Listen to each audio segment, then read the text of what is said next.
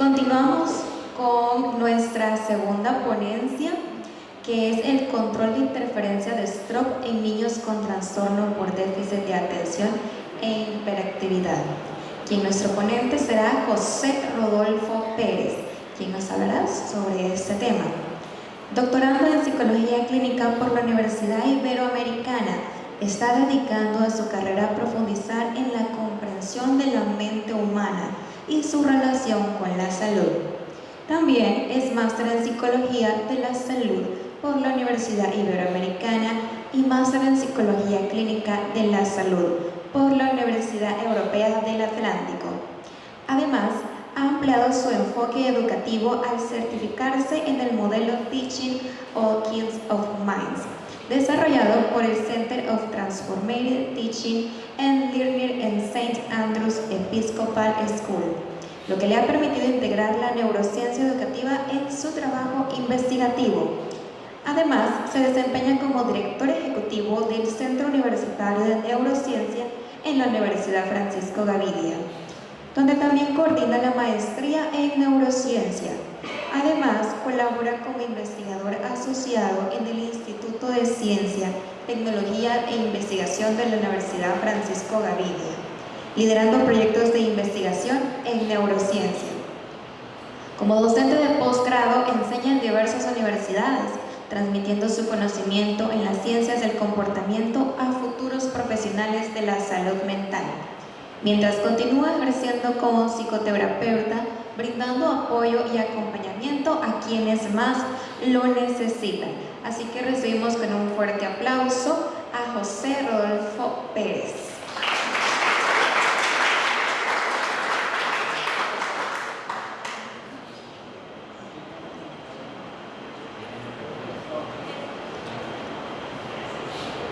Buenos días tengan todos y todas.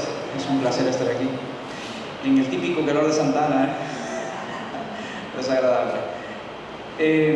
Bueno, les tengo que presentar una de las investigaciones que hemos llevado como parte del Centro de Neurociencias, específicamente yo. Esta control de interferencia es una medida neurocognitiva o cognitiva en la cual todos tenemos un control de interferencia, o sea, la capacidad para no tener interrupciones o la capacidad para poder manejar las interrupciones dentro de nuestro cerebro y poder procesar la información que necesitamos.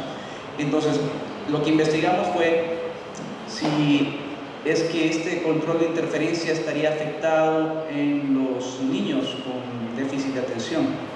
Esa fue la investigación que se propuso. Resulta que las investigaciones en general, alrededor del mundo dicen que sí, que hay una afectación en cuanto al control de la interferencia, en cuanto a la forma en la cual los niños con déficit de atención logran, de alguna manera, reducir el ruido de la mente, ¿sí? Y poder trabajar haciendo lo que tienen que hacer, la matemática, el lenguaje, salvo alguna otra tarea más sencilla incluso, podría verse apañada por este problema de interferencia. Eso dice la literatura, y de hecho mucha de esta literatura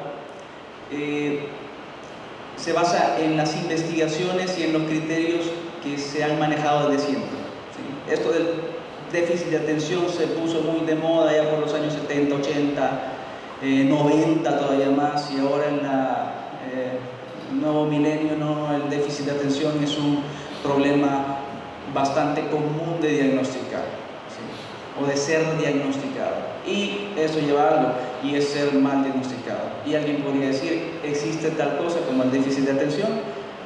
Eso todavía es más cuestionable, pero no vamos a entrar en esos dilemas conceptuales y metodológicos. Pero sí les digo, pasa que la mayoría de las investigaciones tienen a la base esos criterios. El déficit de atención es un problema en la cual la atención se ve afectada, el cual es un síndrome, en el cual existe distractibilidad, en el cual existe inquietud, en el cual existe toda una serie de problemas en la conducta, dificultades de aprendizaje, problemas del estado de ánimo, y posteriormente, si no se trata de uso de sustancias, y empezamos a hacer una cola de cosas malas que le pasan a esta gente. Lastimosamente, psicólogos y psiquiatras tenemos esa cualidad, no somos personas tan optimistas. Y nuestras investigaciones van orientadas a eso, a no ser tan optimistas. Fíjense, agarramos una publicación en psicología y siempre están hablando de la enfermedad y alguna consecuencia. Eso es algo muy común. Una patología, una consecuencia, o una patología, una serie de disfunciones. Una herencia de modelos médicos y biológicos que todavía no logramos desligarnos por completo todas las ciencias en general. Entonces tenemos que el TDAH es una situación no actual, sino que quizás actual por cómo se diagnostica de manera más común ahora.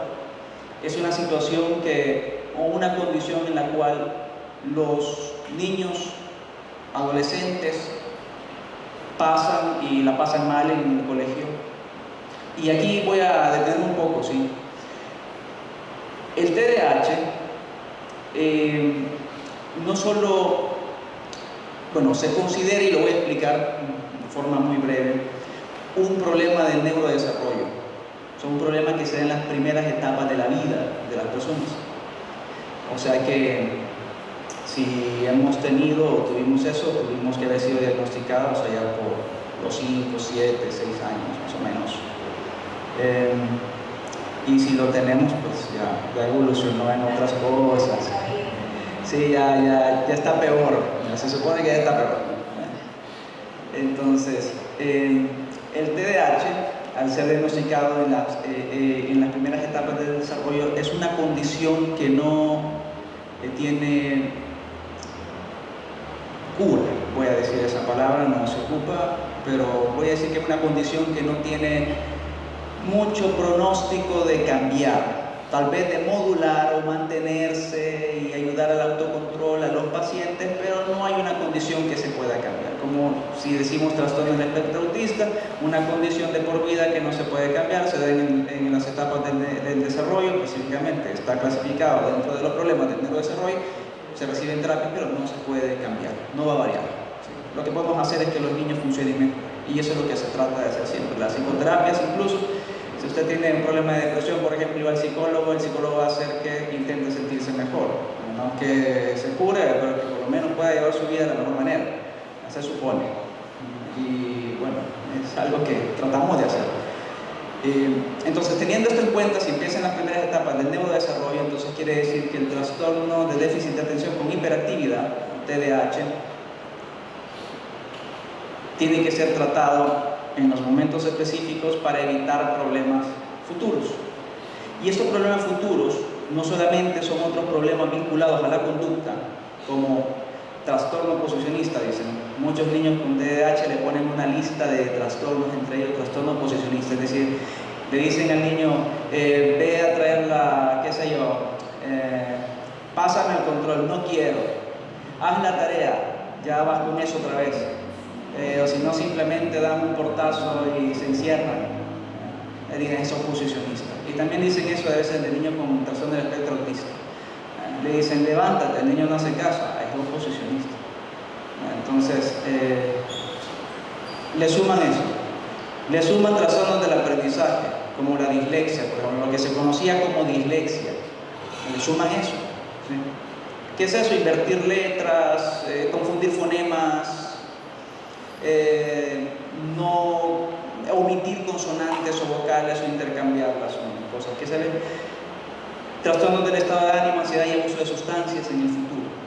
Es decir, estos niños están muy relacionados con el abuso de sustancias. Lo que no dicen estas investigaciones, y esto se lo digo yo, porque sí ha aparecido después, es que a estos niños se les da un medicamento, yo creo que ustedes conocen, se llama Ritalin. ¿Sí lo han escuchado, verdad? ¿El famoso Ritalin? Pues el Ritalin funciona más o menos como una metanfetamina. Entonces, solo que genera un efecto paradójico. Es decir, en lugar de activar, pues lo que hacen los niños es que atenúan los síntomas. Pero el cerebro se acostumbra a las sustancias, como cualquier sustancia que ingrese en nuestro cuerpo. Si yo le meto a mi organismo mucho alcohol, vean que no es el caso, pero si le meto mucho alcohol, bueno, usted sabe por qué se ríe. Entonces, si yo no le meto mucho alcohol, pues va a llegar un momento en que mi cerebro se configura, ¿no?, a necesitar alcohol, y es de ahí que yo ya no voy a necesitar alcohol solo los viernes, sino también sábado, domingo, y ya no solamente en la noche, en la tarde, sino en el desayuno, por ejemplo. Y entonces mi cerebro se va configurando de esa forma, y una sustancia me lleva a otra vez, y eso son drogas de entrada o procesos de entrada, como se les denomina.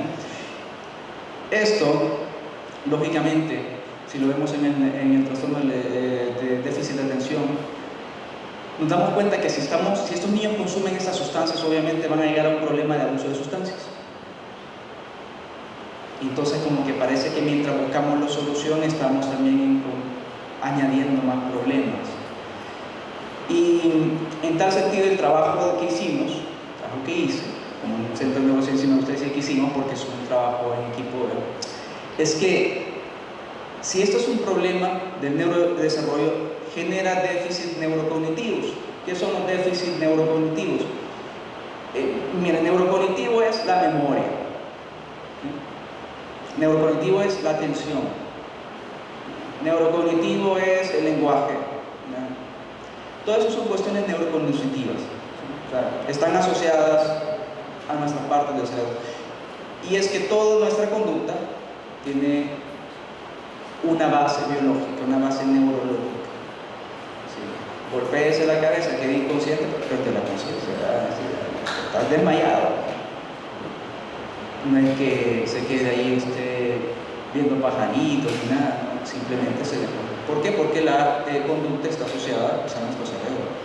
Y entonces, si el cerebro de estos niños no está tan bien configurado, porque eso es lo que se cree, que allá adentro los cables no están bien, ¿no? Y yo creo que todos tenemos los cables un poco atravesados, no van bien ahí el cableado, pero estos niños tienen los cableados un poco más irregulares, ¿no?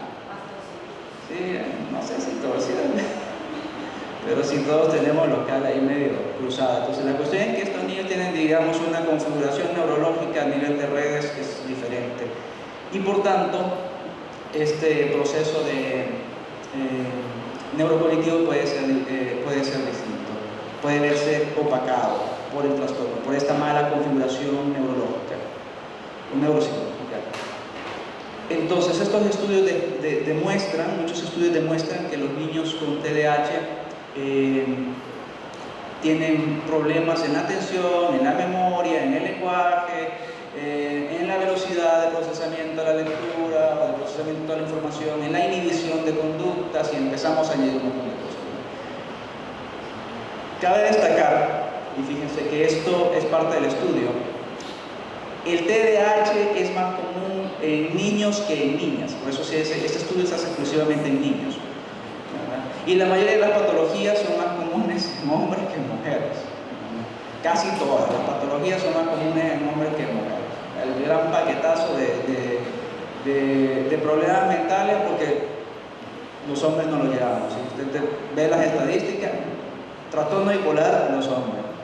Qué sé yo, déficit de atención, los hombres. Depresión, los hombres. Alcoholismo, los hombres. Abuso de sustancias, hombres.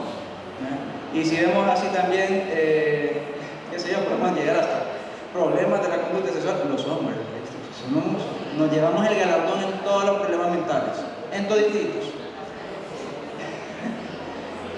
Sí, hay mucho que cortar sobre lo mal configurado que venimos de fábrica, ¿verdad?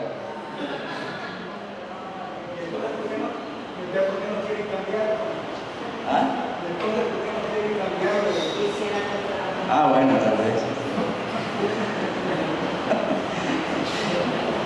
Ya no sé de eso. Entonces, fue más con niños, ¿sí? Y algo que nosotros hicimos fue que para elegir estos niños, o sea, son niños del Centro de Neurociencia que nosotros evaluamos, y estos niños básicamente han sido evaluados con pruebas de SI, han sido evaluados con otras pruebas, y finalmente tenemos datos, pero también estábamos sujetos que, o sea, niños de más o menos la misma edad que no tuvieran esos problemas. Y una de las medidas fue el CI. O sea, pasa que los niños con déficit de atención tienden a tener CI más bajos también.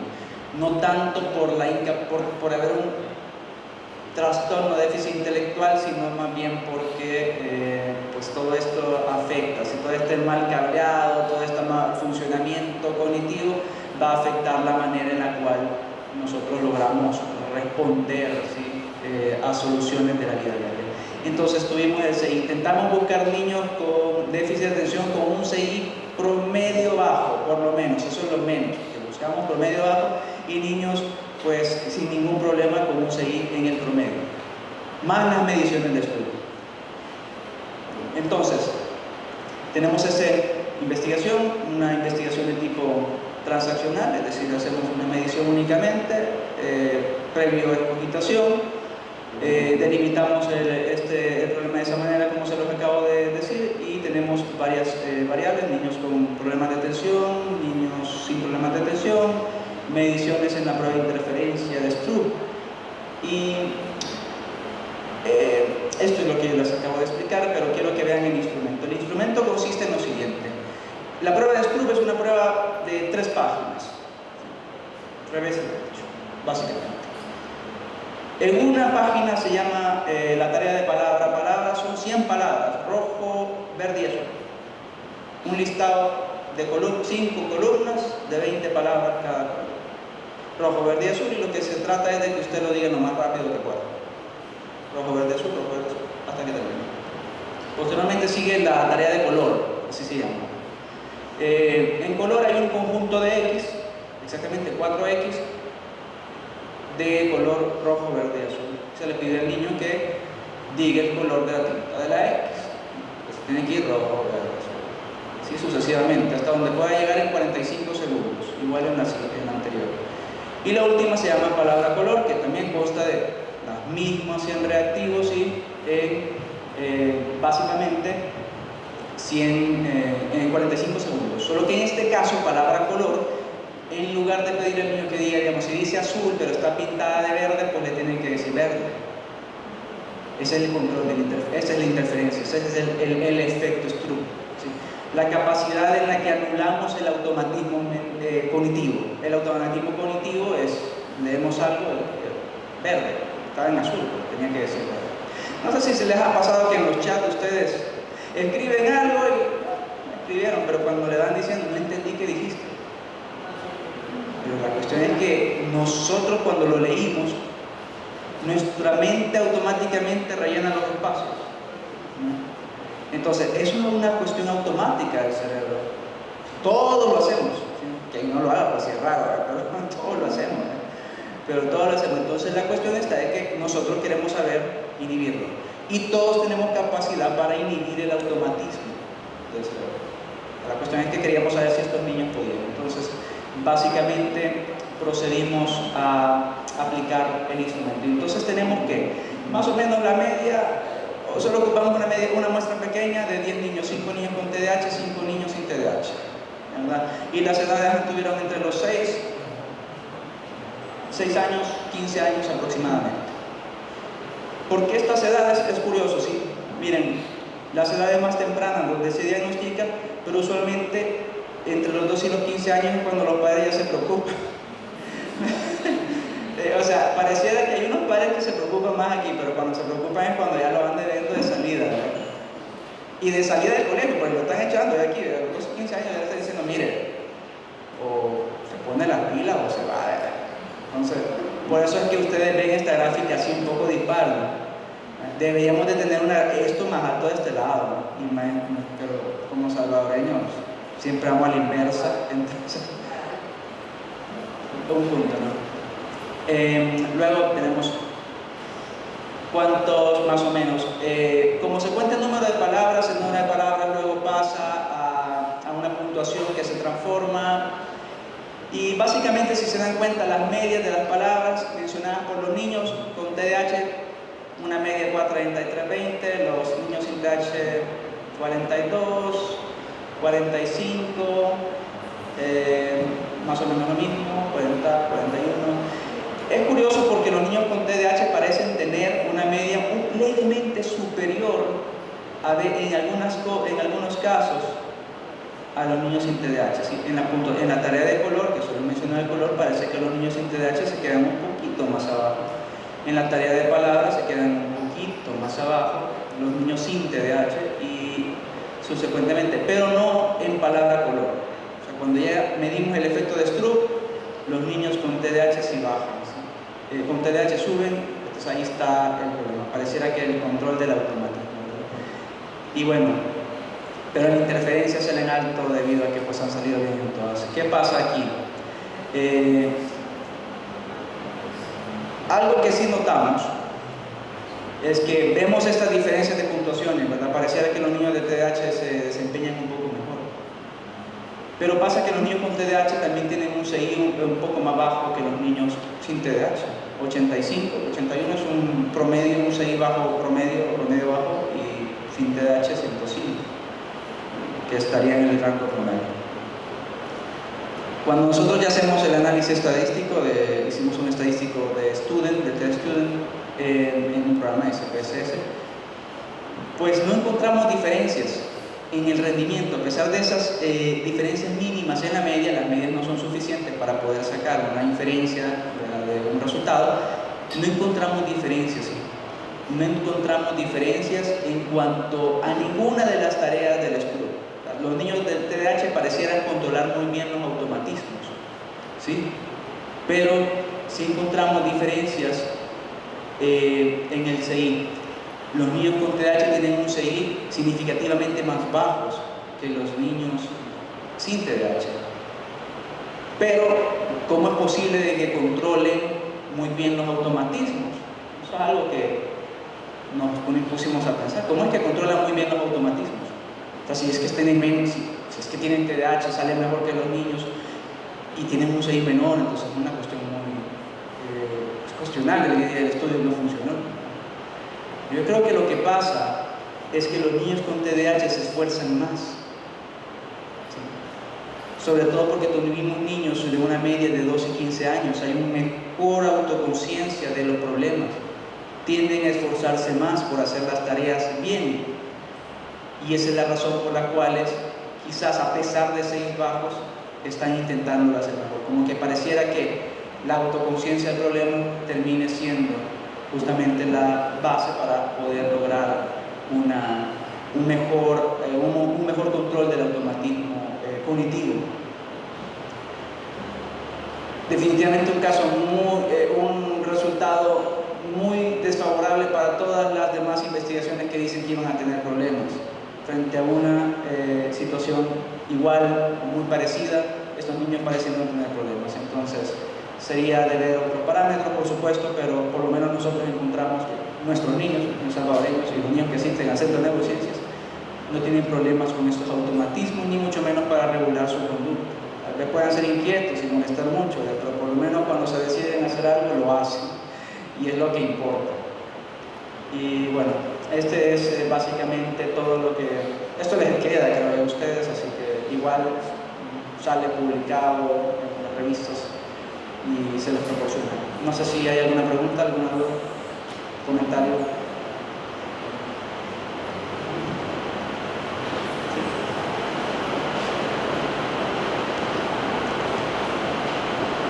Bien, buenos días.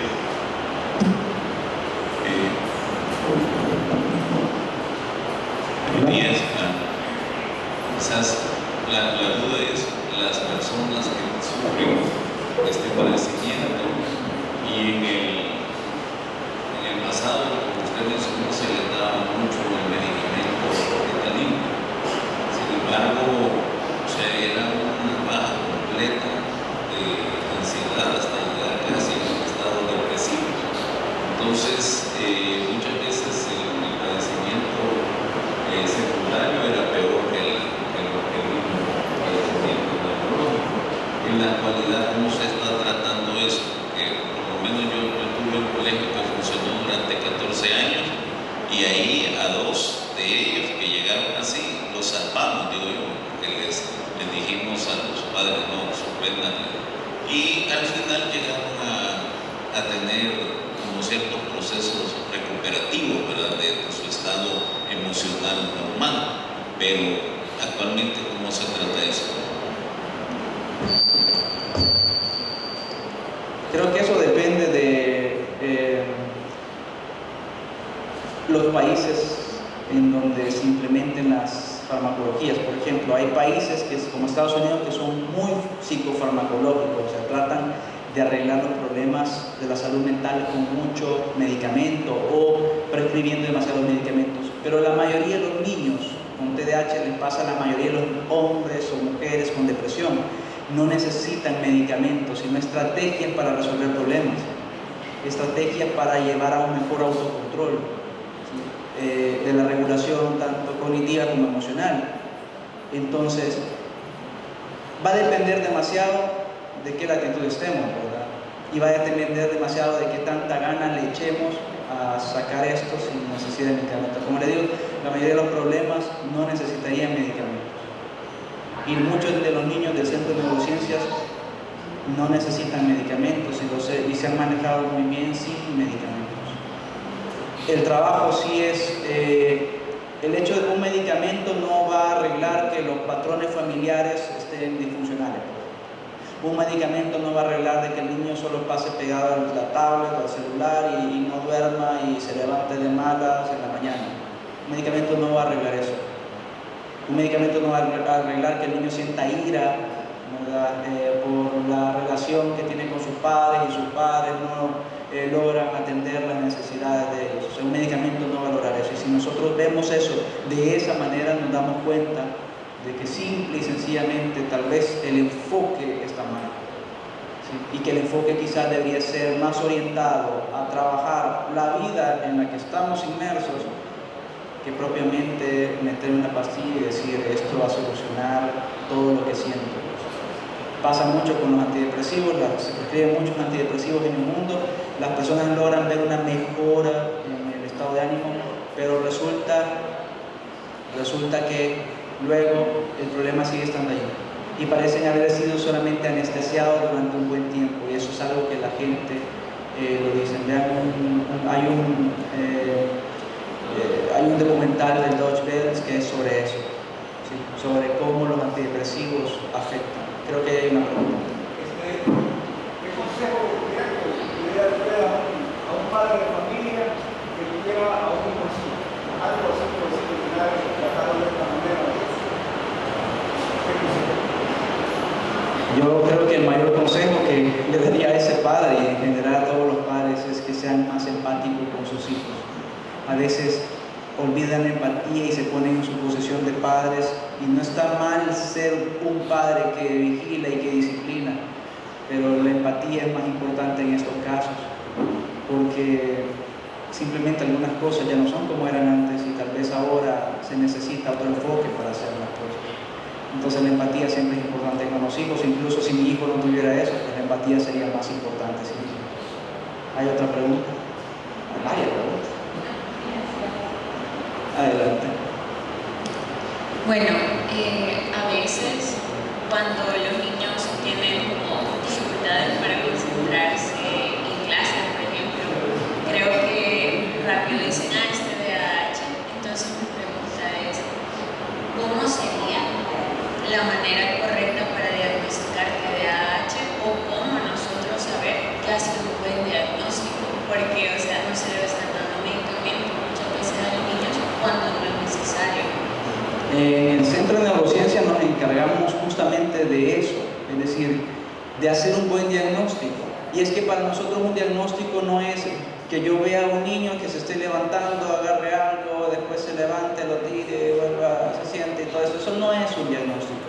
Ocupamos nosotros pruebas psicológicas que las aplicamos de forma rigurosa, y no una prueba psicológica, ¿sí? De que voy a decir, voy a agarrar una escala de inteligencia y ya con eso, voy a agarrar un test de TDAH, qué sé yo, una escala Conner, y entonces voy a ver ahí, eso va a ser TDAH. No es una batería de pruebas psicológicas, es entrevistas, es juego también con esto, tratar con el niño y poder decidir. Si saben, esto del TDAH es usualmente es común que se diagnostique en las aulas ahora, porque a veces es más fácil decir, este tiene TDAH, a yo enfocarme en el niño y decir, quizás tiene otro problema.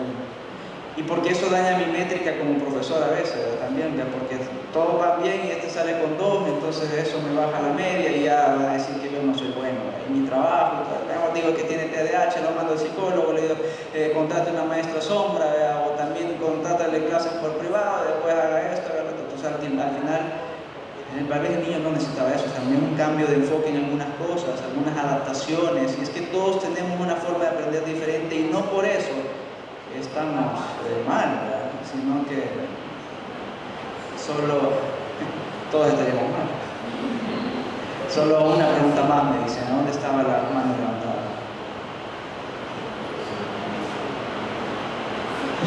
Sí, a mí me inquieta mucho, yo sé que tiene vital importancia que se enfoque en los niños el tema del TDAH, pero y usted hablaba de los adultos en relación a que cuando ya se llega a adultos, si no se le diagnosticó, ya ha desarrollado otro problema. Pero ¿qué tan favorable sería para un adulto someterse a una prueba para identificar si tiene eso y si esto realmente le puede abonar a su vida en adelante? O sea, porque muchos tienen siempre la necesidad de seguir estudiando.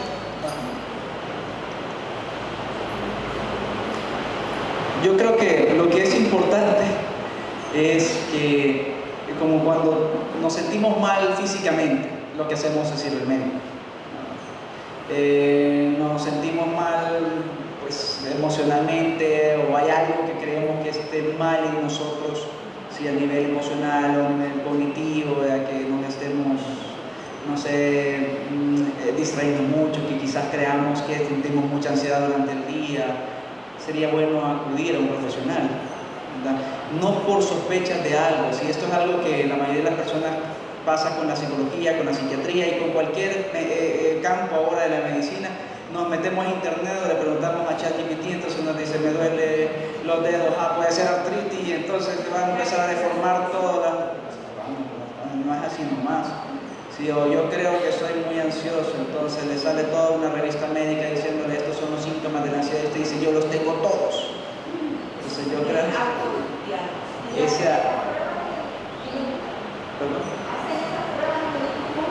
sí, en el Centro de Neurociencia hacemos las pruebas tanto para niños como para adultos. Es más común que revisamos que lleguen niños por el enfoque, pero sí a veces hemos hecho excepciones de evaluar a personas adultas.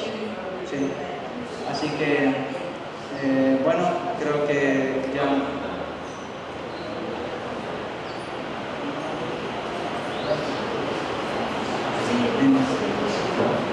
¿Hay más preguntas? Sí.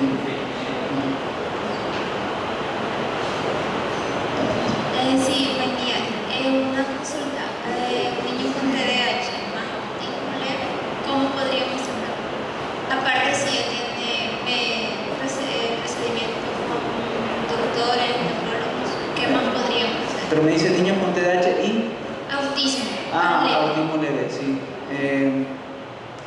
Mira, yo soy un poco reacio a ese tipo de diagnóstico, porque el autismo usualmente va acompañado de problemas con el CI, y el autismo, si tiene problemas con el CI y con el lenguaje, es muy probable que yo diga, tiene TDAH porque yo le estoy escribiendo esto en la pizarra y no entiendo, yo le estoy poniendo esto frente a él y no lo hace.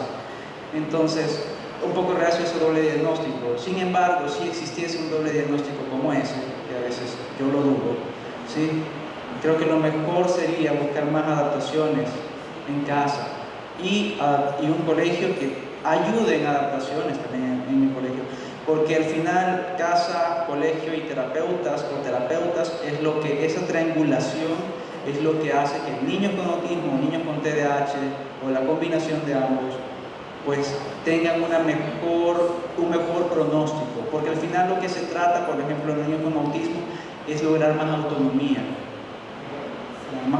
de vida, y eso es algo que solo se logra teniendo pues un mejor diagnóstico y obviamente una mejor intervención ya integral, ¿no? Los padres a veces cometen el error, usualmente porque yo lo veo, de que le dejan todo al colegio, o le dejan todo al terapista o la maestra sombra, entonces hay que lo haga ella.